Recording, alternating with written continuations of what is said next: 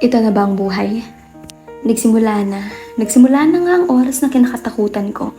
Oras na kung saan hindi na madali, hindi na payapa, hindi na maayos, hindi na tulad ng dati. Tulad ng dati na wala ka namang pakialam kung ikay magkamali, na hindi mo pinapansin kung anong sinasabi ng marami. Nakakatawa nga na kung minsan sana kaya kong balikan ng nakaraan na kung saan ayos pa ang lahat, na kayang tumayo sa pagkadapa, na kayang maging masaya sa kahit simpleng bagay lang ang meron ka. Hindi tulad ngayon na parang ang hirap lumaban sa mga hinaharap. Ang hirap maging masaya sa kung anong matatamo.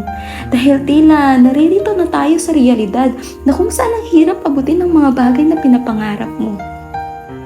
Nariyan ng takot, pangamba na baga mahusgahan ng kapwa, na kahit paulit-ulit itinatanim sa isipan na hindi naman mahalaga ang sasabihin nila. Ngunit teka, ang hirap naman pala.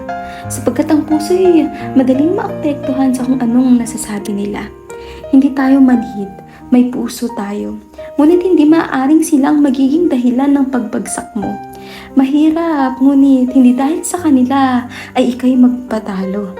Dahil ang buhay mo ay para sa iyo at hindi para sa kung kanino.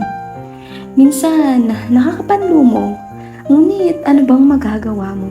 Hindi ba't mas pinipili mong lumaban at hindi sumuko kahit nabibigo? Dahil ang buhay ay hindi biro, ngunit ang buhay ay kayang mapabago kung utak at puso ay positibo. Laban, mga mahal ko.